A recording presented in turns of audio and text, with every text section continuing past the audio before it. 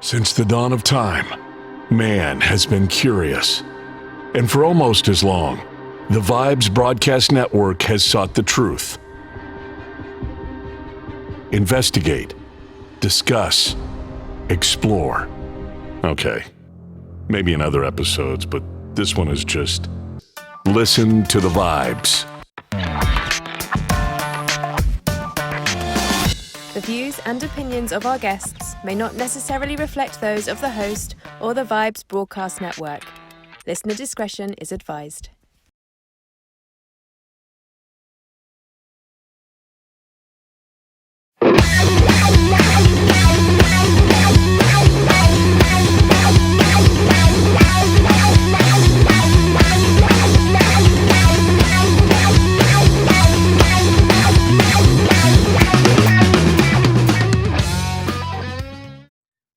Welcome, my band of coyotes.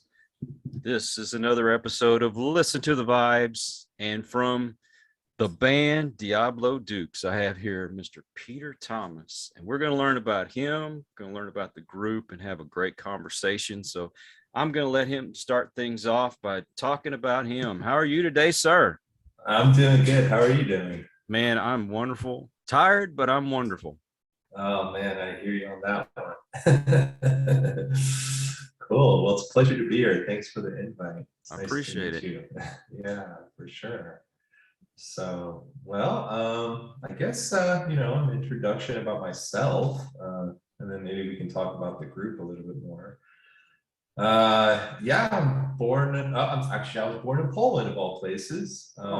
Interesting. I did actually, yeah. So I did grow up in the Bay Area. Bay Area, that's San Francisco Bay Area.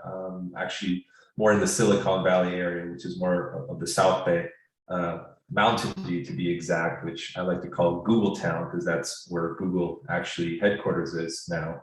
Of course, growing up when I came to the U.S. when I was 7, I mean, Mountain View was very, very different.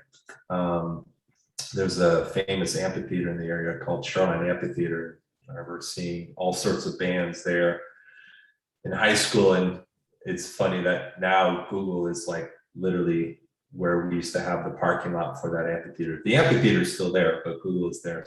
It's transformed quite a lot when you think about it, because Google is, they're just about in every single thing that we do these days. Very true. So yeah, grew up there, and as far as music, my first experience with playing an instrument actually was in Poland when I was 5 years old. My dad actually played drums in college, just as a kind of a hobbyist. This is in communist Poland, of all places. And then he had an old snare drum that I ended up finding in my grandmother's attic. So I was 5 years old. So I found that, and just had a curiosity about it. Somehow there were some chopsticks around the house, of all things, and I just started banging. I remember I used to play along to Michael Jackson's Off the Wall record. I think the track was called Rock With You. And I wasn't really, I'm sorry? I said, oh yeah, I remember that from when I was a kid. Yeah, it's a great track. It's got that little cowbell stuff going on. So I of course, I had no idea. I was more just about banging away.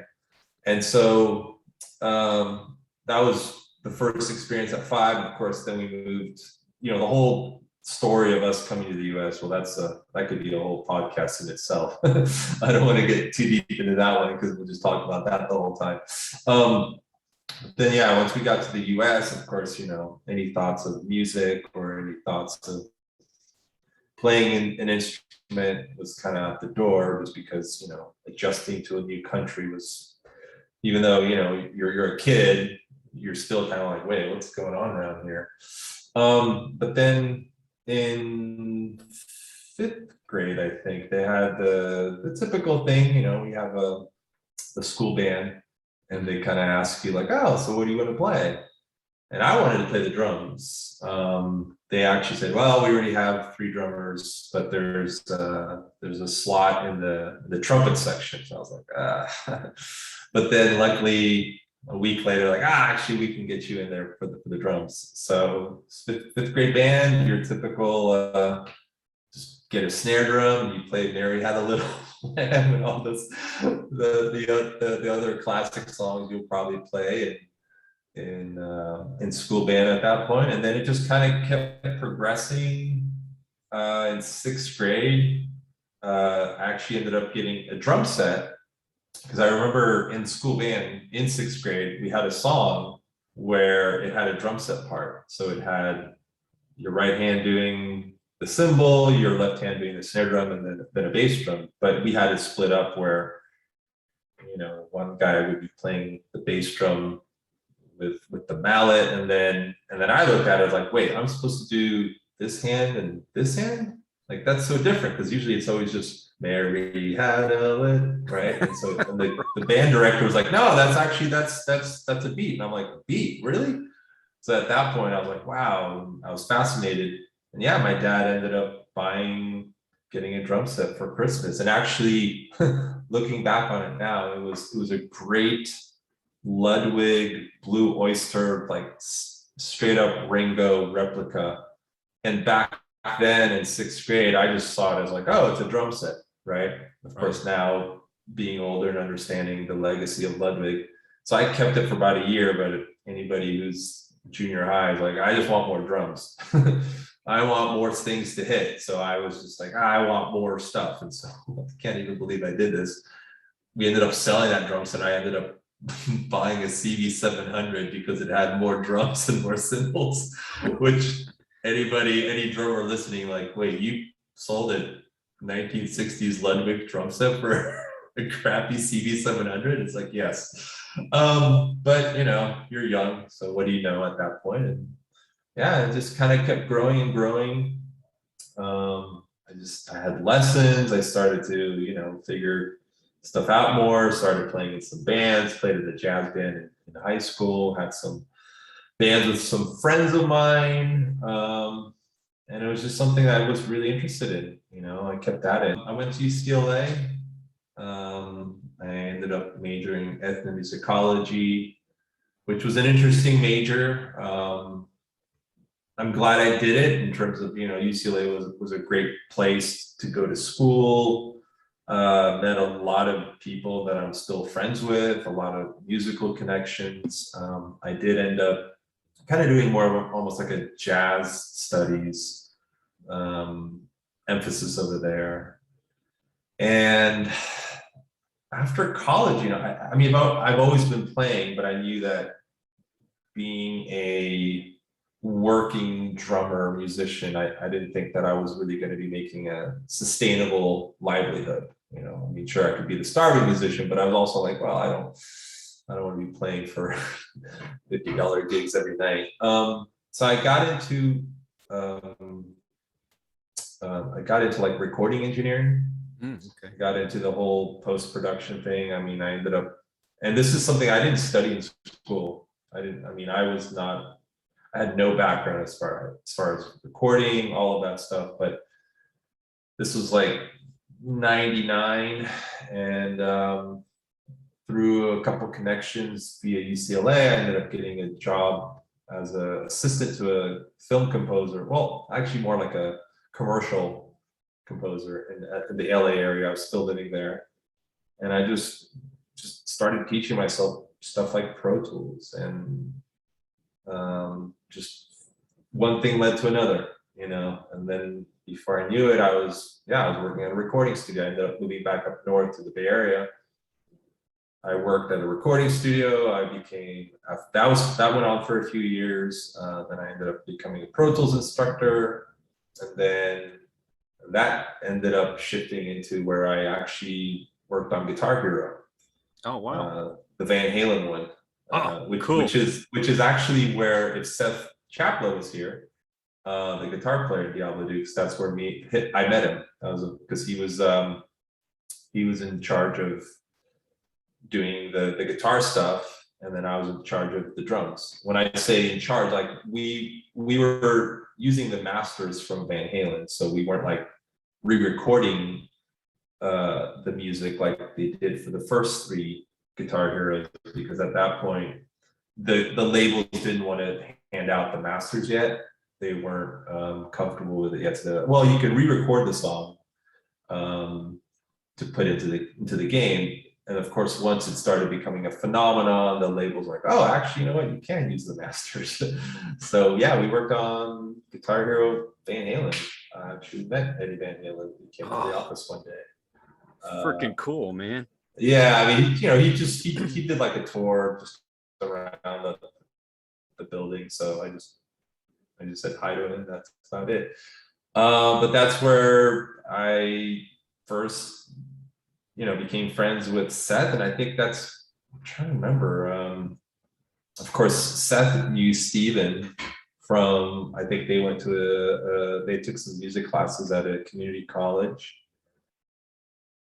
And you know, the 3 of us just kind of got together, and we definitely knew that we had a kind of chemistry, if you will.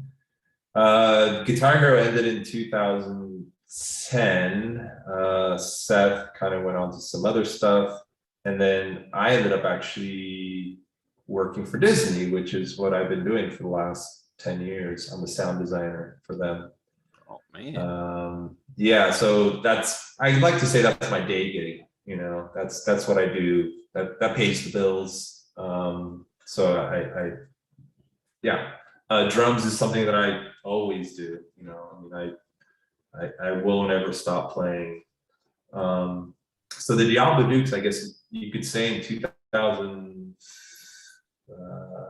gosh, I want to say 2015. I think I was talking to Seth, and we just said like, yeah, let's actually do something. You know, let's do something a little bit more proactive with Steven, and we just started playing more, writing stuff together.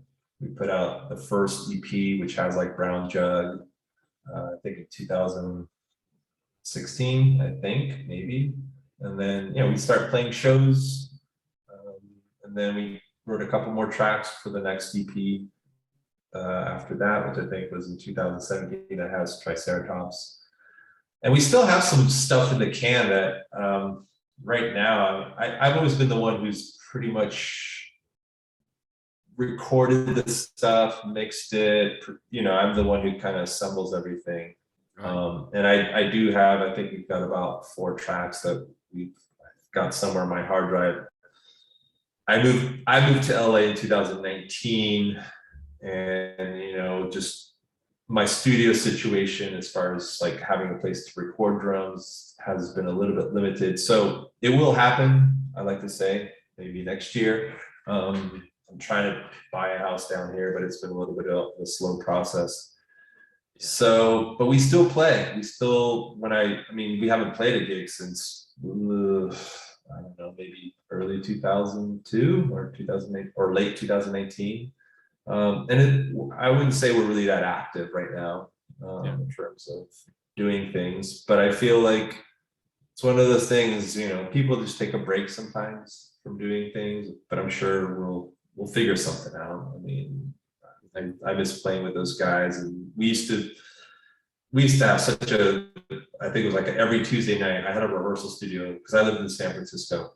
So I had a lockout, that's where we practiced, you know, I had my drums, and every Tuesday night for, gosh, I feel like 2-3 years, you know, that was our hang. You know, actually Brown Jug is the name of a bar that we used to go hang out.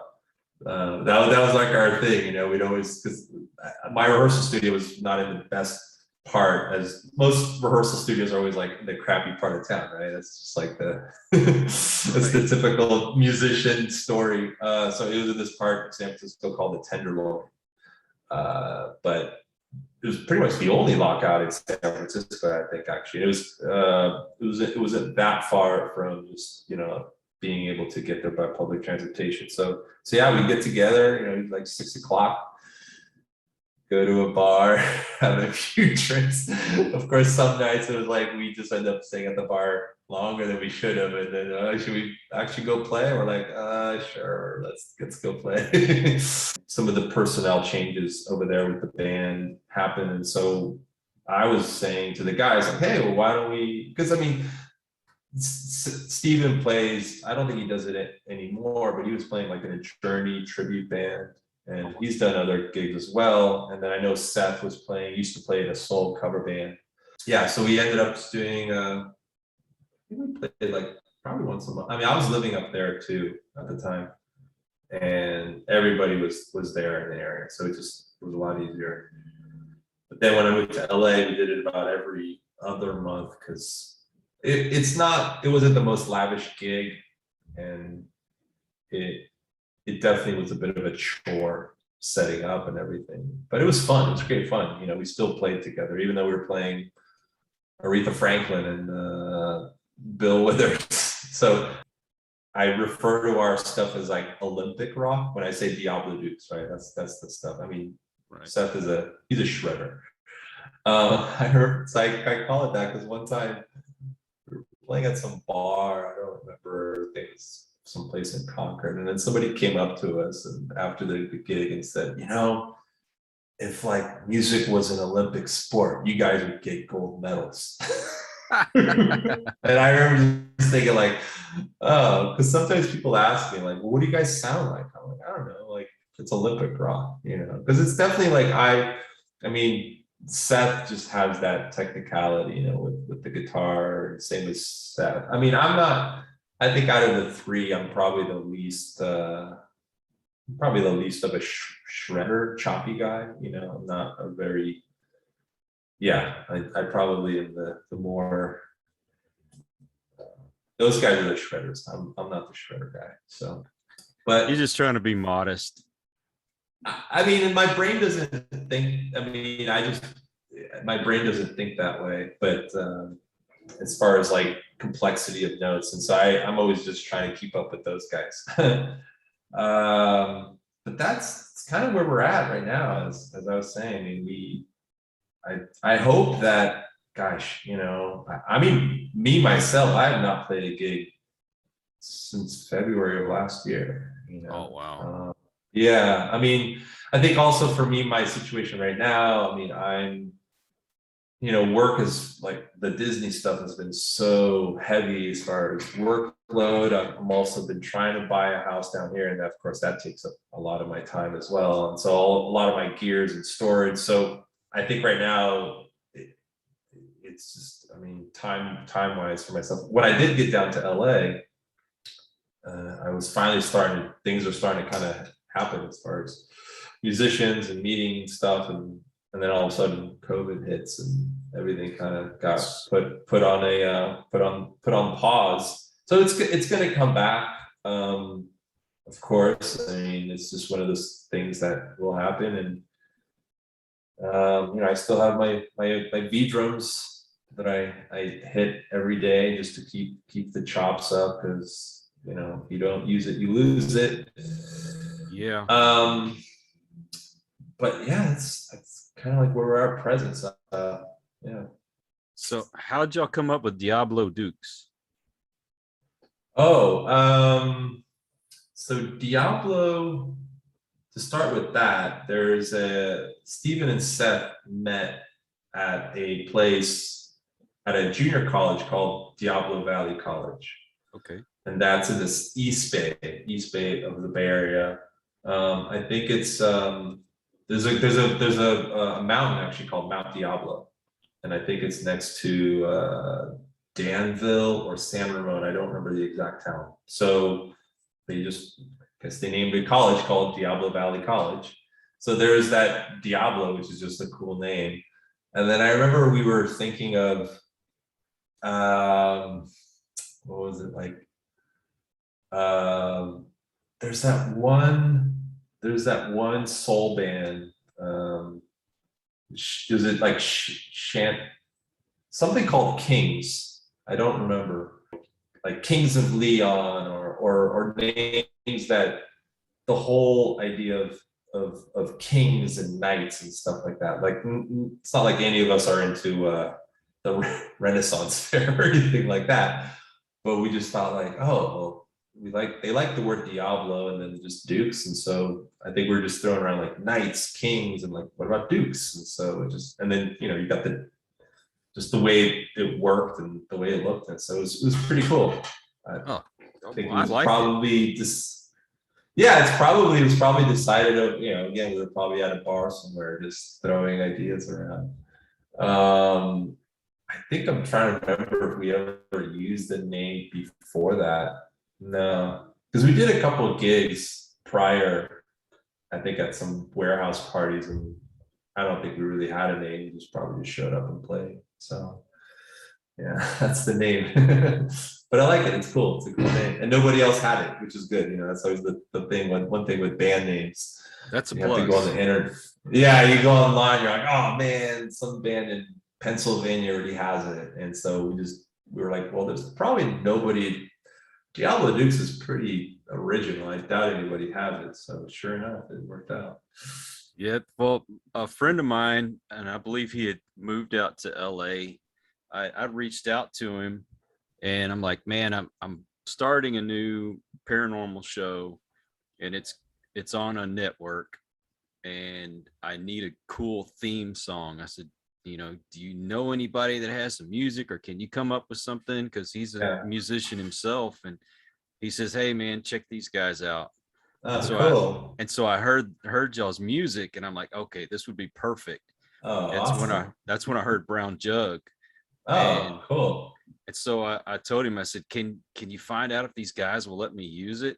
And that's so awesome. so I guess he reached out to y'all, and y'all said, yeah, go for it. Yeah, go for it. Yeah.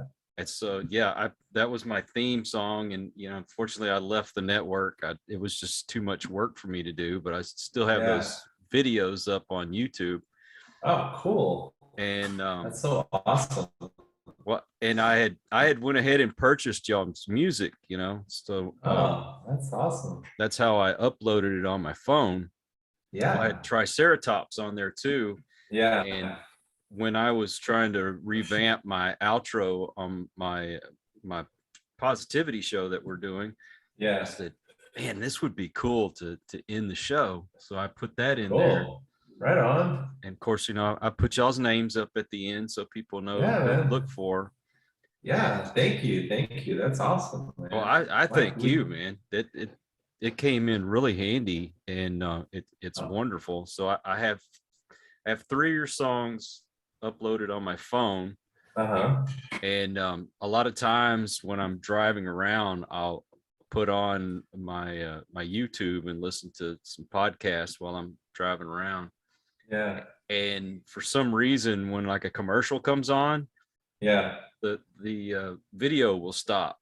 So your song Brown Jug always comes on. So I think I've driven my wife crazy hearing it over and over again. Oh my God. It's like, like that intro. Yeah.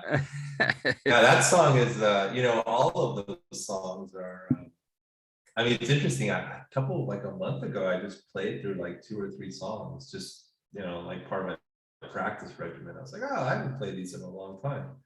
And, the muscle memory is there, but yeah, they're definitely, they're challenging without a doubt. But it was cool to play them because I hadn't played them in a year and a half almost or longer. And it was cool to play them from a new perspective, because sometimes anybody who plays a certain song over and over again in a band, and sometimes you can go on autopilot. Yeah.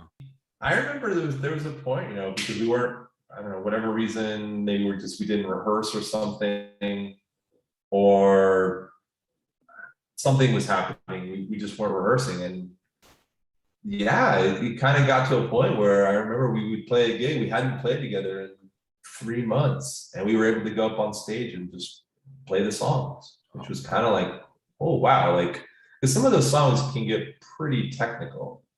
They definitely have some, and it was kind of amazing. Like we look at each other like, wow, we just played a full set we hadn't played together in 3 months.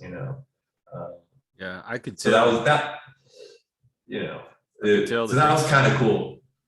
Yeah, I mean, it's, I mean, maybe we weren't quite as groovy, just because when you don't play together for a while, you just kind of build up. But it was cool. It was cool. So I feel like now, if somebody called us, said, "All right, play a gig in a month or whatever next week," and we are like, "Okay, same set list." Like, cool, same set list. I'd have to play the songs again just to remember how they actually the chord, the form. But yeah, I'm sure we could. I feel like we're all pretty confident, good musicians. That we could pull it off and stuff. But they're great. Like they're just two guys that I love to hang out with too. That's the great thing is we're just bros. Like, and we're also probably the tallest band you'll ever meet. I'm 6'4". Oh, wow. Seth is 6'2" and Steven is 6'3". So we are literally like a miniature basketball team. You must be intimidating when you walk into a place. Well, it's funny because we're just massively tall. We're like just a bunch of Sasquatches just walking in. So yeah, we're and actually it's funny because our lead singer for the cover band, Aaron, I think he's like 6 foot. So yeah, I mean, just overall, like we're just a bunch of tall glasses of water walking around. Yeah. So you've probably been asked this a million times, but I Sure. gotta know, who is your favorite drummer? Oh man, that's a great. How about top 5? Gosh, I top 5. All right. I think one guy that I think everybody has the most respect for is Vinny Colaiuta. He plays, gosh, he's played with you name it. I mean, this is a guy who I think in 1 month he played on a Faith Hill album, and then he also did a Megadeth album.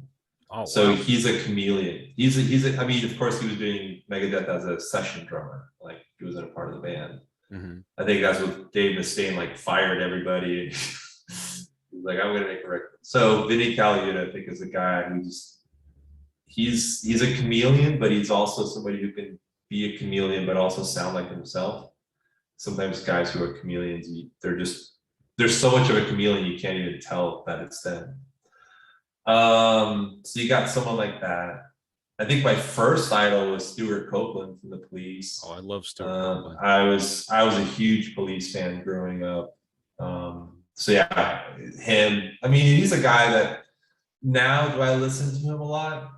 Not as much. I mean, I'm a huge Tool fan, so Danny Carey, I mean, he's up there as well. And it's amazing because here in LA, there's a place called the Baked Potato, which is this is a place that for anybody who's in LA or a musician, Baked Potato has been around since the 70s. This is a place where all the hot musicians, session guys play. And so Danny Carey actually plays at the Baked Potato with like a jazz group, and I've seen him.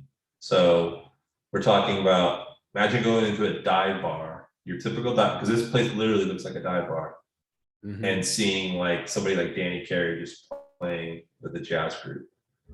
And that's one of the perks of like living in LA. You just see these situations that you'll never experience anywhere else in the world, as far as seeing somebody that you will typically see on a huge stage, right? 20,000 people, but there he is, like just drinking a beer at the bar and shredding it. So you got, I mean, all right, that's 3. One guy I've always admired is Josh Freese. He's another studio guy that he's played with like Perfect Circle, but again, I think now he plays with Sting, a guy who can go playing anything at any moment. Oh, and I'll probably throw in one more, a jazz guy.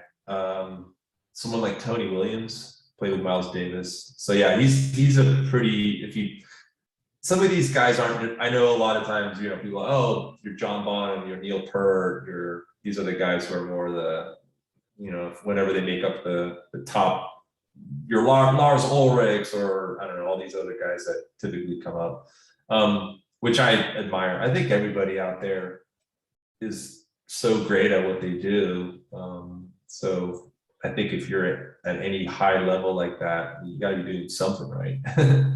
But yeah, probably those are probably some of my top guys, but I could probably continue this list down for 20 more guys. You know, I mean, it seems like every 6 months there's like some guy that I'm like, oh my gosh, this guy's amazing, and this guy's amazing. You know, like you just start listening. Like I'm trying to think. Like I was listening to the Killers the other day, and I'm thinking like, oh my gosh, this guy is just phenomenal. You know, like such a cool player. I was listening to Smashing Pumpkins, like Jimmy Chamberlain from them. He's another guy who's, so all these guys just have so many great things, and I think the people say, "Oh, who's the best drummer?" I'm like, "Oh, that's I don't think there really is a best drummer." You know, I think it's if you were to, yeah, it's to taste. I mean, if you think about like, okay, if somebody said to me like, "Well, you have to pick one," I'd probably pick someone like Vinny Colaiuta, the first guy I mentioned, because he is somebody who could probably, when you say best, like who's the guy who could come into any musical situation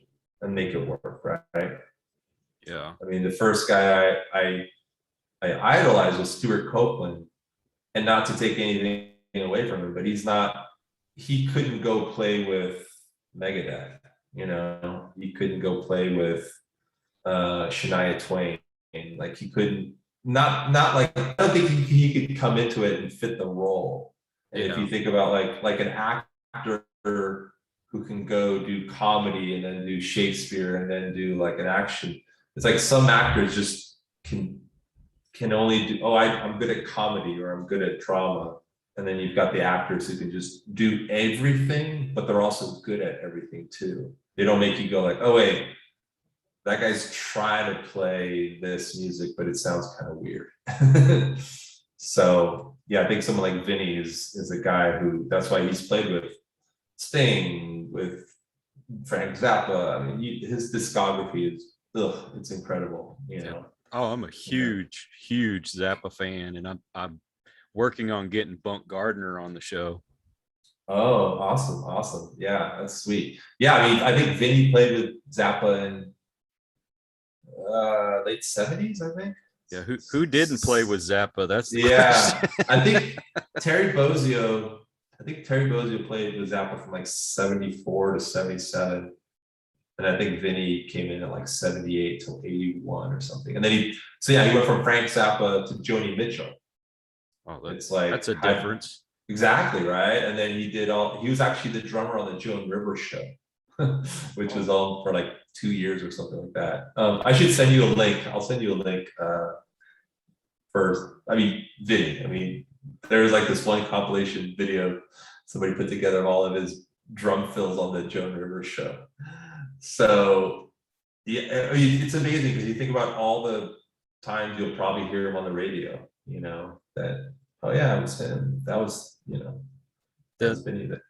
Have you seen that documentary? And I believe it's on Amazon of the Hired Hands, and it got all the different session people. Yeah, I think I remember seeing that one. I think like Kenny Aronoff was in that. I cannot remember everybody. It's been a while since I saw it, but I was very impressed with those guys. And then I watched the story of the Swampers, and man, I tell you what, those guys were versatile. They could play anything. You know what? I think that, I mean, we all have you've got your rock stars, the people who are on the magazine covers and kind of get the notoriety and the kind of accolades as far as celebrity. But then you've got these guys, and this is something that, you know, even back in the 60s and the 50s, I mean, all of those records were done by like a couple guys, you know. They were the unsung heroes. Oh yeah. I mean, I think on the West Coast you had the Wrecking Crew, and then I'm sure they were Muscle Shoals, they had a whole band. Yeah, so you've got these guys that they just played on the hits, you know, they played on the records, but they're not household names, you know. I mean, Al Blaine is the guy, but I don't think they really wanted to be, You know, they didn't get into it. They were just like, hey, you know, I'm just a working drummer and I just playing sessions, you know. They showed up. I mean, there's so many, like Josh Freach, one of the guys that I mentioned, he says, like, you know, sometimes I'll be at a mall and he's like, I hear a song, I'm like, wait, did I play on that? You know, because like what happens is the producer's like, okay, just like the artist isn't even there. So somebody like Josh will just show up and they go like, hey, just play this, play this, play this. Okay, cool, thanks, go home. And then the singer comes back later. And so a studio guy doesn't even know who they played for, right? They're like, I don't know, I just played along to some song. And then 6 months later, someone's like, oh, here's an Avril Lavigne song. Oh, really? Okay, well, sure, why not? Hey, but you're a working musician, you're a studio guy, you know, and I think I've always admired that, you know, because I think those guys, they just have an ability just to play well. I mean, they're also just, I mean, being able to be called and just like you show up and you just like boom, and within 30 minutes you're making the music sound like you've been playing with the same band for the last 10 years. That's a gift, man. Just to, to be that versatile, walk in. Yeah, you know, I mean, they always say it. It's like what do they call it? It's like the drummer's drummer. You know, the guy who's like, yeah, he's gonna have a career for years. You know, it's not just flash in the pan, like, oh yeah, you know. But there's nothing wrong to be said about people who just say like, hey, this is my thing. You know, I look at someone like Phil Rudd from AC/DC, like he's really good at being Phil Rudd. You know, like somebody said recently, like AC/DC is like grown men playing rock and roll, which I love because it was basically like their stuff is so simple, but I think very few people can actually play it the way they play it. Like they have this like pocket. You're just like, I know it's like boom tap, but there's just some way about it that they just create this. And so you can have a band try to play that song. It's simple 3-chord rock, but it's not going to sound like those guys sound. So you're Phil absolutely Rudd, right. I think, was like till 1982 or 3, and then Simon Wright came in, and he went up till like most of the 80s up until like what Thunderstruck Razor's Edge was like 1990 or something. Something And like then Chris Slade, I think, was with them until like 96. And then Phil Rudd came back. And then there was like an episode 3-4 years ago, I think Phil Rudd he had some legal issues and stuff. And so they kind of booted him out of the band. And then Chris Slade came back, and now Phil Rudd is back. That is one band that if they go out on tour, I will go see, because I think it's one of those bands that just they don't make them like that anymore. Yeah, true. You know, I think, yeah. So it's, you know, like I certainly, as bands get older, they don't sound quite as well, maybe they don't have quite the oomph that they used to, but I just feel like you just need to go see them, you know, because music industry, it's so different than the way it was years ago. And so bands like that just, yeah, they don't exist anymore. I tell you, I try to keep all those names in my head, and the older I get, the worse I get. Well, you know, I'm telling you, we're all like, I mean, trust me, I catch myself losing certain ideas. Like, wait, what was that? I probably read rock and roll Wikipedias way more than I should. Me and my one of my friends, we kind of stump each other when we get on the phone. We're like, who was the guitar player, blah blah blah, you know, just like it's like, I always say, like, if we ever did like a rock and roll Jeopardy, I'd be pretty good at it. I used to be really So- badass at that, and I don't know, the last couple of years, man, it's just kind of slipped in my mind. I have CRS. Oh. Now, if I had to pick my favorite drummer, it would have to be Keith Moon, because he didn't Oh, seem to ever play interesting, by yeah. the rules. And Yeah, you know, he was Bonham's up there, but Gil Moore from Triumph, he's probably my second favorite drummer. Interesting. Yeah, I'm not familiar with them much. I tell you what, I saw him in '83, and it was amazing. I mean, I thought Alex Van Halen was badass. Oh, he is. Oh, that's another great guy. Wow. Yeah. Whew. But Yeah. Gilmore, I think Gilmore could give him a good run for his money. Yeah. You know what? I feel like there's so many. I mean, there's so many great people that. I mean, I think about bands. I think about things or people that never quite got the whatever the accolades and the notoriety. I mean, one band. I don't know if you know them, King's X. Oh yeah, I love Um, King's X, man. They're out of Houston. I mean, that's a band that if you ask musicians, they're like, oh, King's X, oh yeah, amazing, amazing. But they never, they never had a major label hit. I mean, I think they were on Atlantic. But yeah, it's like guys that are just an amazing band, amazing musicians. That their harmonies are just phenomenal. But you know, they just never quite got the accolades. Which I don't understand. Those guys kick ass. Oh, I've seen them a few times, and I mean, another band that I was really into in high school. I mean, they had one hit that everybody knew was "Living Color." Yeah, cult of Uh, personality. yeah, and I think actually I saw them once. King's X opened up for Living Color, and so yeah, I mean, they have the cult of personality, but they put out a couple more albums, and I've seen them a bunch of times. They still tour, but I mean, if you think about, let's say Metallica, they're just like bands that just fill stadiums. They can go play in. Well, Metallica puts on a good show. Oh yeah, no, I'm supposed to see. There's a festival here in up north in Sacramento called the Aftershock, and it's second weekend of October, and Metallica's playing 2 nights. So me and my cousin, we go there like, well, we didn't go last year, of course, but we've pretty much gone every year for like 5 years. And so, yeah, no, Metallica, I mean, no joke. Uh, when So, when I saw Metallica, Godsmack opened up for him, and I'm gonna tell you what, Sully, yeah, that guy is so amazing on the drums. It yeah, just I've blew my heard, mind. yeah, I've heard. So, But there's so many good ones out there. I mean, it's really hard to pick, a top five. I'd have to say I could pick maybe a top 20, but even still, the drummers from Toto, uh, oh, Jeff Beccaro. yeah, I could not think of his name. Saved my life.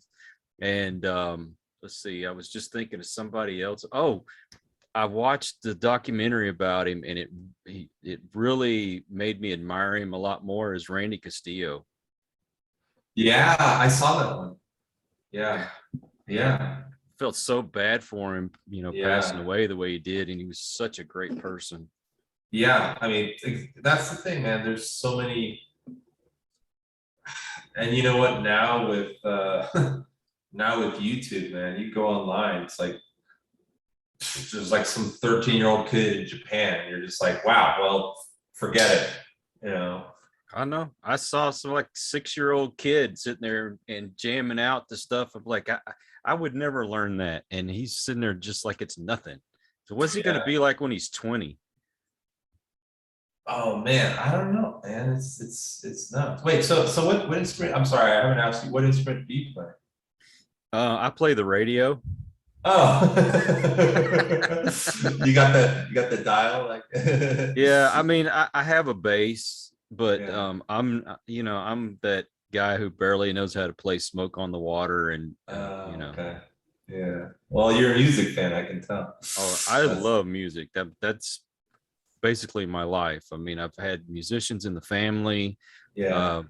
My cousin Carl had a band called the Allisons. That unfortunately there was another band called the Allisons, but Yeah. he, I think his last album came out in '89, and he played with Paul Winstanley, the guy I told you that kind of hooked me up with your Yeah. music. And Yeah. my uncle used to play in a bluegrass band. He played banjo, he played guitar, he played bass. I mean, you put an instrument in his hand, he pretty much could just play it. And I'm gonna tell you what, this old man, he's like in his 70s, and we went over to go visit him. And my other cousin who played bass, he said, "Hey, can you show me how to play Metallica?" And he says, "All right, Yeah. play it." He played the song one time. Yeah. My uncle picked it up and he played it just like the freaking album. I'm like, how do you do that? Yeah, man. I mean, just put in the hours, man. He's probably just, after a while, it's like just put in the time and just picks it up, man. I mean, my mom can play the I hope I'm piano. still hitting the drum in the 70s. Uh-huh. I'm sorry, I didn't mean to cut you off, but yeah. No. I thought you froze there for a second. Yeah. No, I was saying my mom plays piano and she plays it beautifully. And Yeah. I have such a hard time picking things up. I mean, I'll mess with the bass a little bit and I might pick up, a few bass lines here and there. I can play part of like The Chain from Fleetwood Mac. But Mhm. I know parts of songs. I couldn't play a whole song to save my life. Yeah, well, I mean, it takes I mean, I've been picking up the guitar the last few years, and I mean, I've got a keyboard, but it's mostly just for like work stuff. And yeah, man, it takes time, man. I mean, even guitar, it took me a while just to get my calluses to the point where I was like, ow, this hurts. But yeah, man, I'm glad that, there's times where it takes a lot of time just to keep it up. Yeah. And I'm glad that the times where I just was like, oh, I kind of just pushed through it, because it's definitely, it is a enriching experience, and just to have it there, and the cool thing is you kind of realize after a while, like, it never really stops. I mean, you don't ever,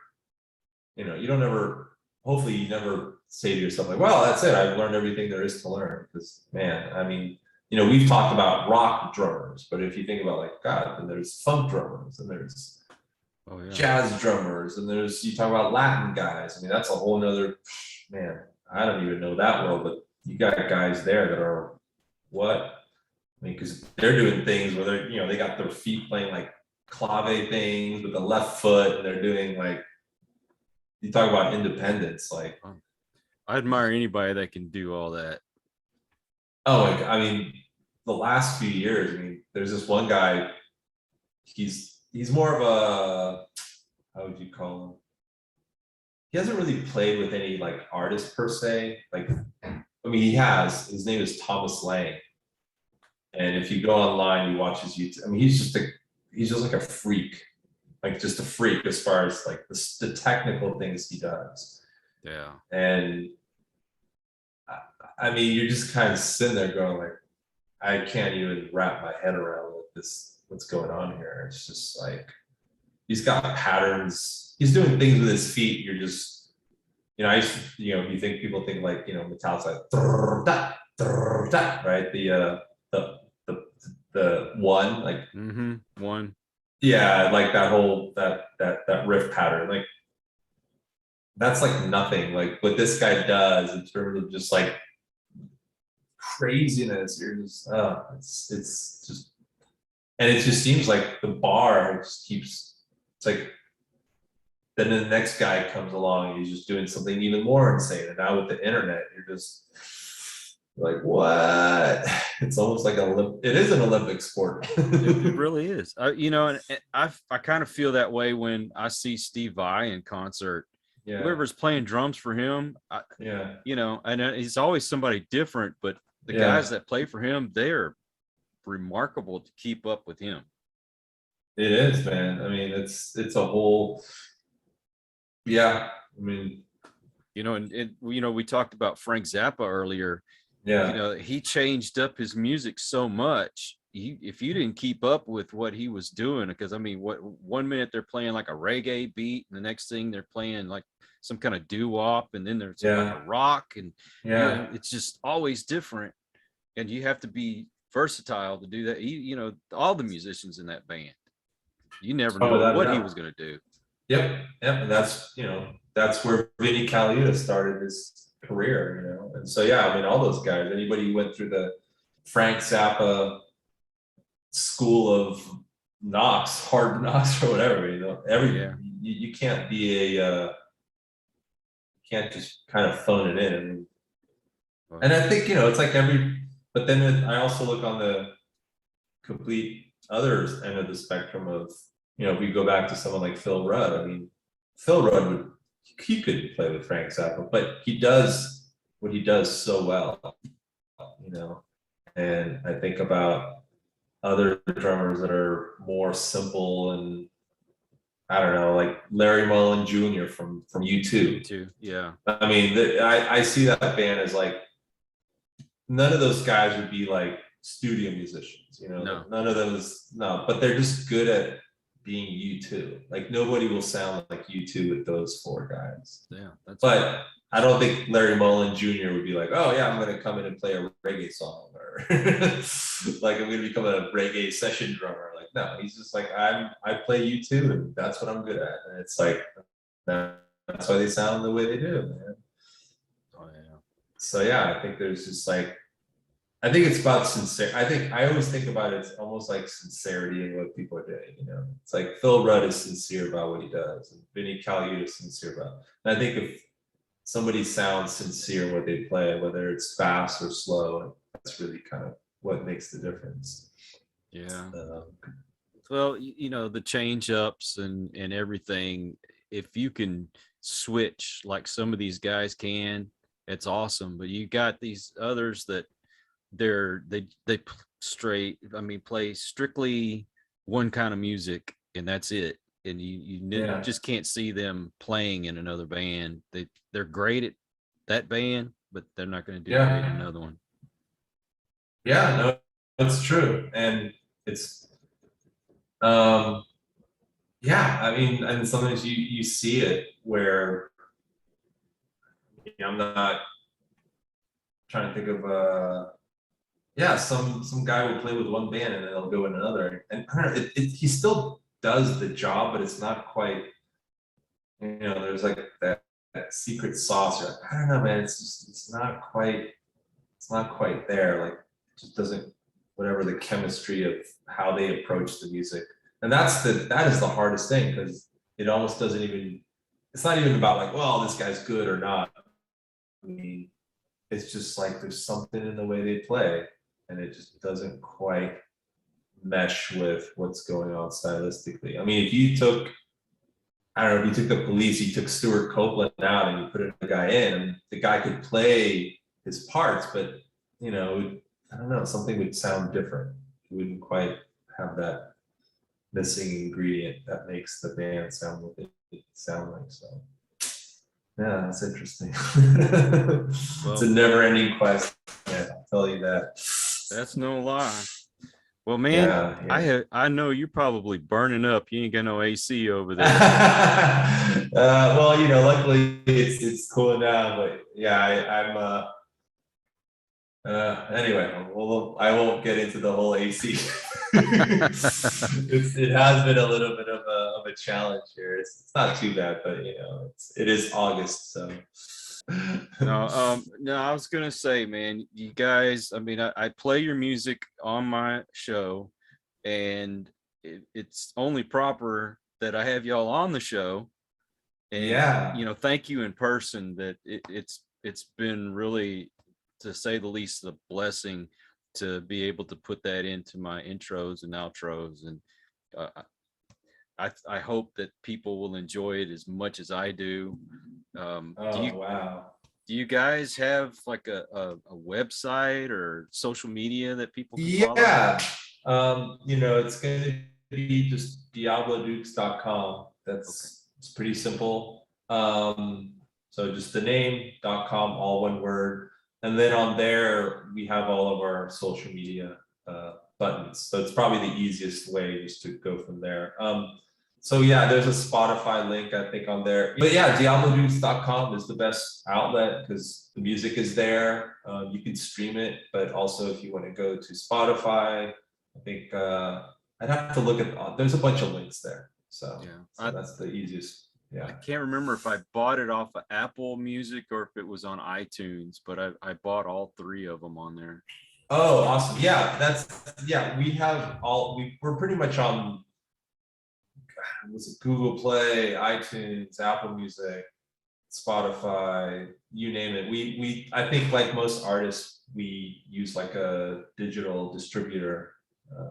And what they do is they basically take your music and they just, they spread it out to all the different outlets. So, well, we're definitely going to share that in the description. So if awesome. anybody's Thank you so much. Yeah, for sure. Thank you.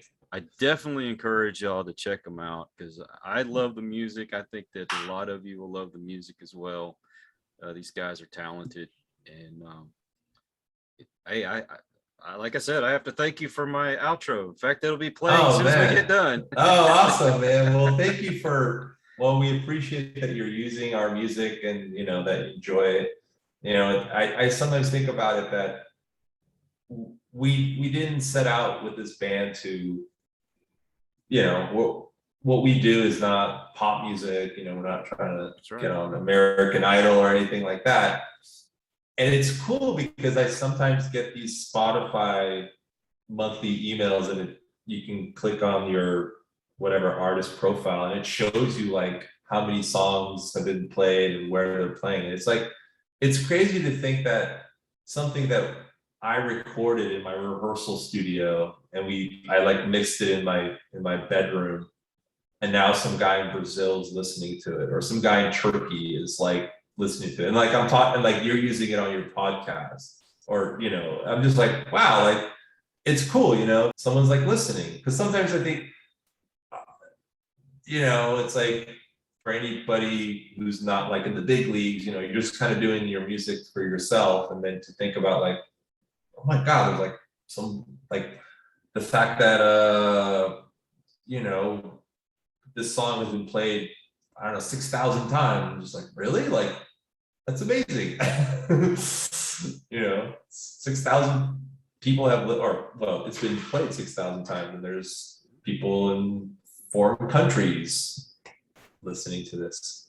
Yeah, it's pretty cool. It's like when I get my stats from my podcast. Oh, sure, yeah. I see people in, the UK and Canada and Ireland and even I think Japan. And it's like, wow, somebody's actually listening to me.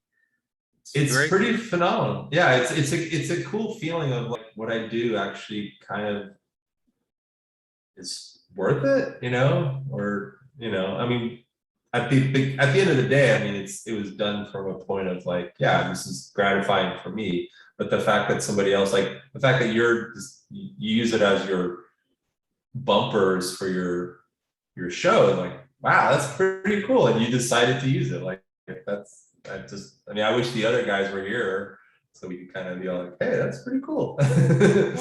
Well, I told you, Paul sent me 3 of your songs. Yeah. And I was listening to it and I'm like, man, this is perfect. Awesome. This was working. And so I messaged him back and I said, you got to ask the guys if it's okay. Because, I just didn't want to just use it. And, of course I went and I purchased them. And it's only right. I at least do that much. Hey, I mean, the revenue stream that we get from a lot of these, I mean, I always say kind of it pays for the website. And, but no, it's, hey, all good, man.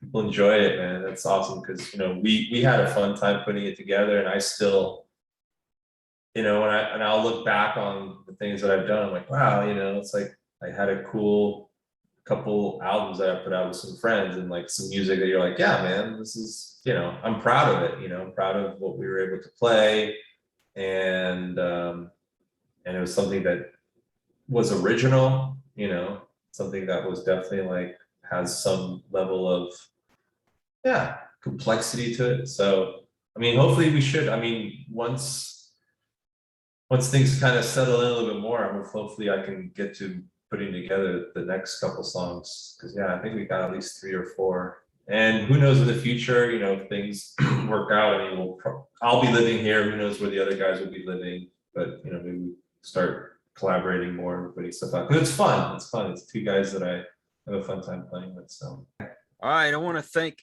every one of you for watching or listening. Your support is very much appreciated. If you haven't already, please subscribe. Check out the Diablo Dukes. And I thank you, Peter, for coming on the show. And it's my pleasure. Man, and I hope that we can get the other two guys on the show too. So yeah, man, we'll have to do a part 2 in the future, and we'll only do it if those two guys are there. Because they're a lot more interesting than I am, or at least. So awesome. Well, thank you so much for reaching out. It was a pleasure talking to you, and we'll be in touch, man. So thank you so much, man. All right, brother. All the best, man. Until the next one. Peace. Right, take care. Bye.